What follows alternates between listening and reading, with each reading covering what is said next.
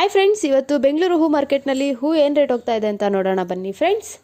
ನೀವಿನ್ನೂ ನಮ್ಮ ಚಾನಲ್ಗೆ ಸಬ್ಸ್ಕ್ರೈಬ್ ಆಗಿಲ್ಲ ಅಂದರೆ ಪ್ಲೀಸ್ ಸಬ್ಸ್ಕ್ರೈಬ್ ಆಗಿ, ಪಕ್ಕದಲ್ಲಿರೋಂಥ ಬೆಲ್ ಬಟನ್ ಮೇಲೆ ಕ್ಲಿಕ್ ಮಾಡಿ.